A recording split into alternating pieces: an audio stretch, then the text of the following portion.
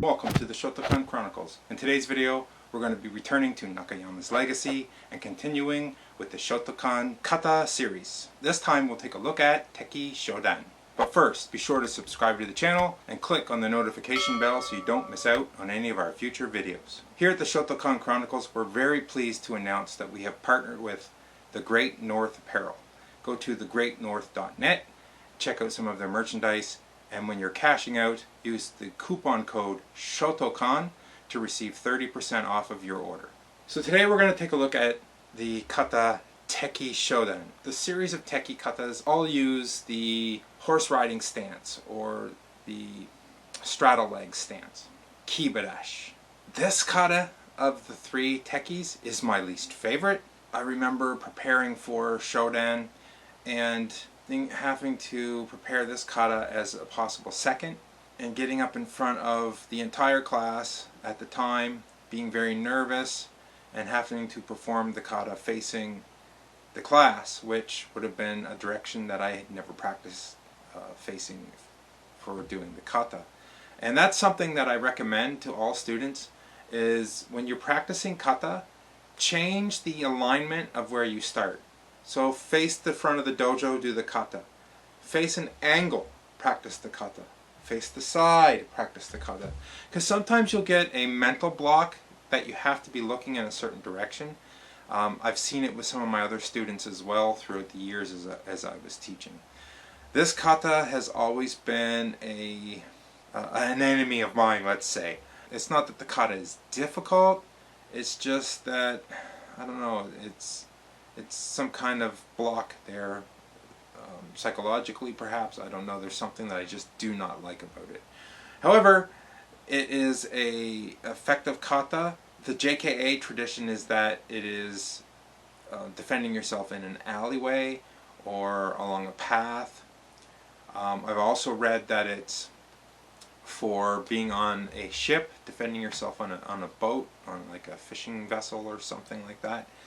I've also read that it's for fighting on a log. Now, if you're standing on a log and fighting someone that's perhaps off the log on the ground, I think it would be a better idea to get on the ground. If you're on a log fighting someone, I don't understand why you would want to do that. If it's a log like a bridge perhaps, but it's still not a very stable fighting scenario to be on a log. So I kind of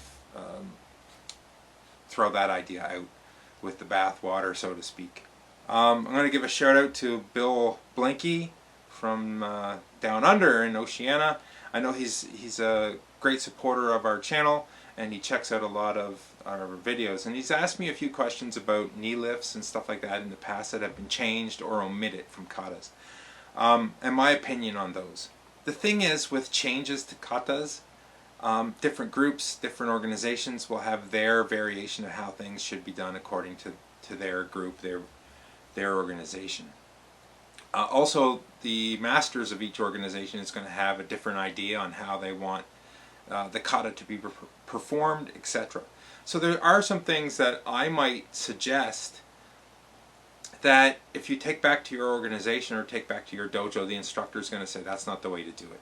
So just make sure you take my ideas and incorporate what is useful, and what's not useful, discard it. There are some techniques that are listed in the Best Karate series, and most of these katas that we're looking at from Nakayama's Legacy are all connected to Best Karate. So there's some techniques that you're going to see in the book. There's also some foot movement throughout different kata that you'll see a change in as we go through and we progress, especially in Basadai, which will be coming up in the next few weeks. If you look at the bottom of the page, when you look at Best Karate, there's a little drawing of feet, and that's telling you how your feet are supposed to move. And people seem to ignore those in a lot of cases. But I'll explain more, especially when we get to Basadai, because there are a lot of foot changes in that people are not taking into account. Now, as always, up to a certain level, a certain kata, and I believe I had up to Basadai, I have a video that I'm performing this kata and giving some advice. The video that I did for Teki last year was horrible. It was one of my worst performances of Teki, but I wasn't performing it for a grading or for a tournament. I was just doing it slowly to show you some of the techniques and some of the things that you need to look at when you're doing this kata, to understand some of the techniques a little bit better, and some of the things that you may have misunderstood or you may have missed when you were taught the kata originally, or may have forgotten. So I'll put a link to that up at the top so you can go and check out Tekki Shodan that I'm performing, giving lots of advice. I'll give a little bit of advice as we go through this as well, some of the key things that I think need to be taken into account. Without any further ado, Tekki Shodan.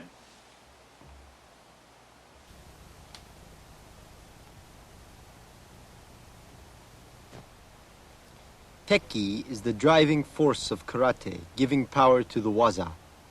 It is also the kata to discipline your waist and to acquire the skill to stand properly. Tekki Shodan. One of the first things that's important when you're doing your setup, don't lift your hands. They should be flat. You don't want to curve them in or lift them out. They should just be flat. Middle finger over middle finger.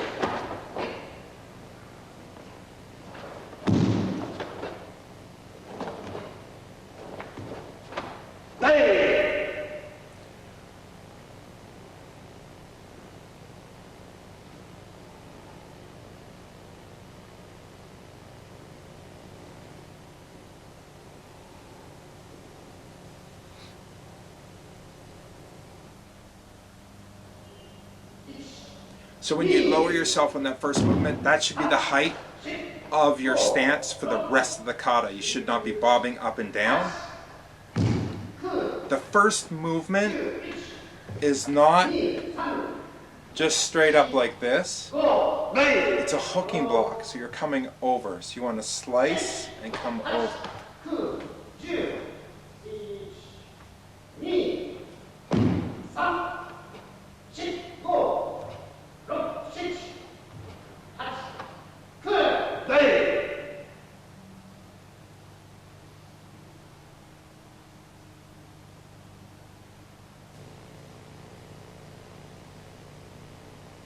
Let's watch the movement in detail. 1、2、3、4、5、All of these turning motions, you need to turn your body completely around. You don't want to just bring your hand into your elbow. However much movement, you must continue standing kibadachi. Even when you attack on the opponent's side, you must keep the position beneath the hips to the front. Although Teki has rather simple action, turn your head spiritedly and energetically.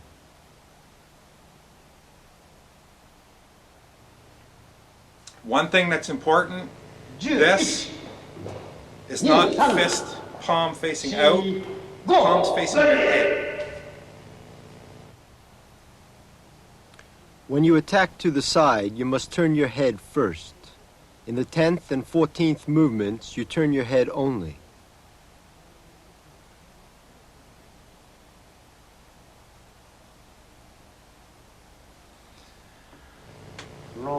This action, this motion, is not on the angle.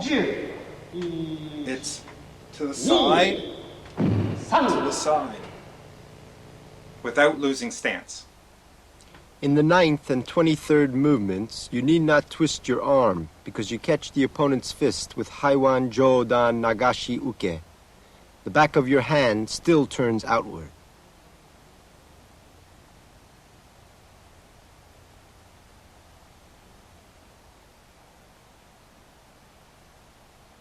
Now, Master Osaka goes back really far, and that's why it looks like his palm's facing forward. But here is fine. It should be like this.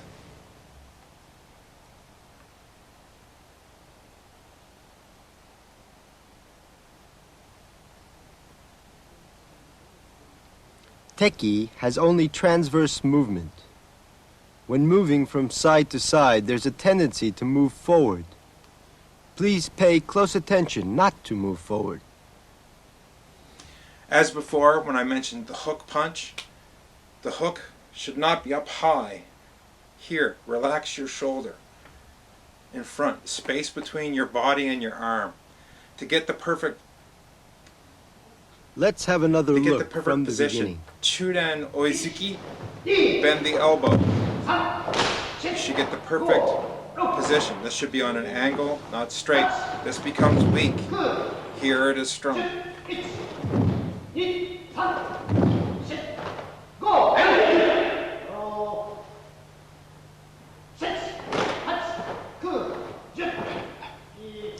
The Teki is a power kata.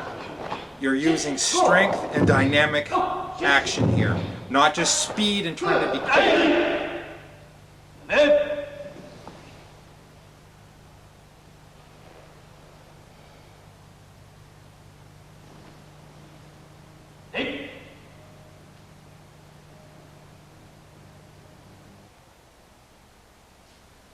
Explanation of the essential points by instructor Nakayama.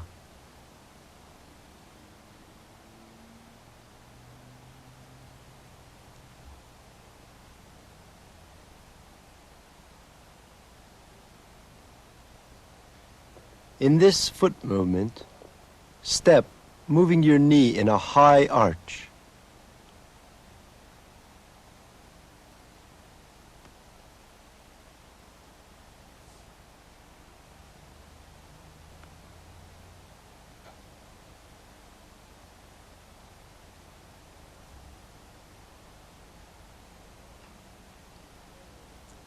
Your arm must be parallel with your breast in this kagitsuki.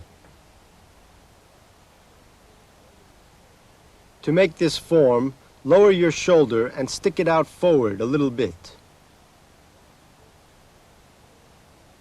Making perfect form of the shoulder enables you to thrust with stretch and power, and you will make progress in uke.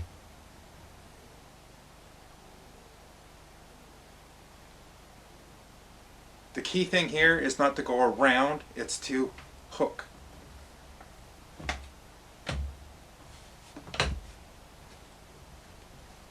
Right. This is a special kick, nami gaishi. You must kick your foot over inside, using a springy knee without changing your basic position. You will need to practice this exercise constantly.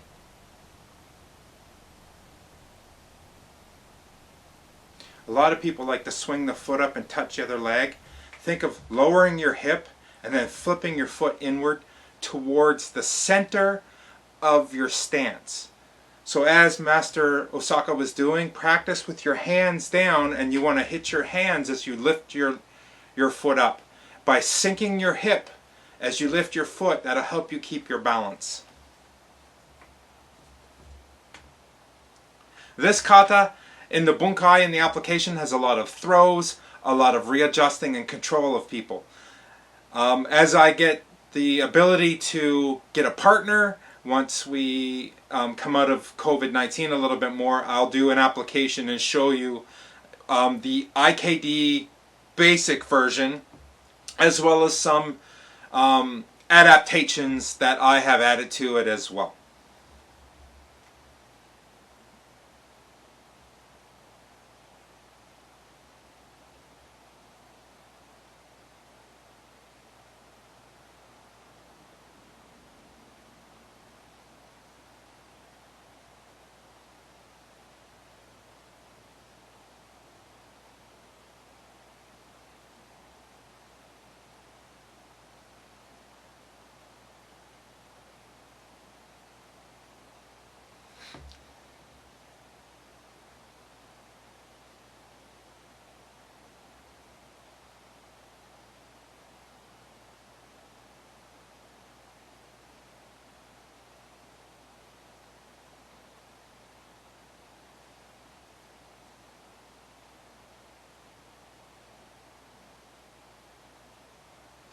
There you have Tekki Shodan. Now, in most of these videos, you're going to see a nature adaptation of the kata, where the practitioners are performing the kata in a natural environment.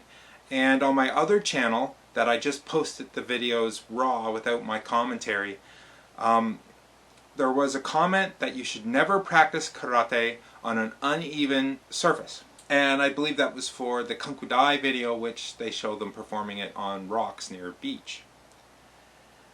And my response to that is, kata should be practiced anywhere.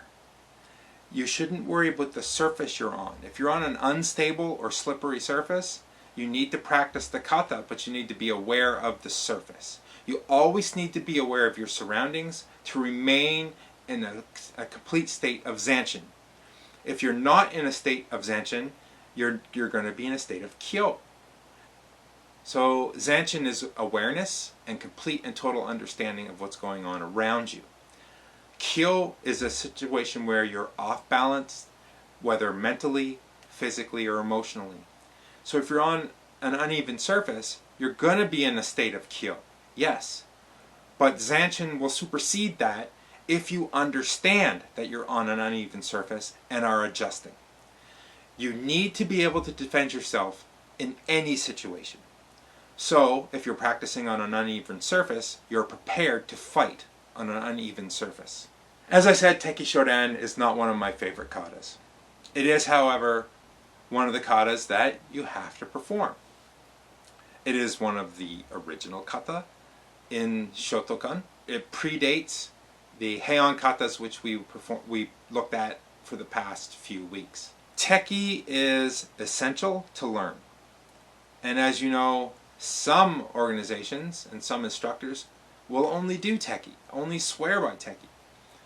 And that is understandable. This is a power kata. You need to show strength and dynamic force. I hope that this video helps. Thanks for watching. Make sure you like, comment, share, and subscribe. Train hard. See you next time right here on the Shotokan Chronicles.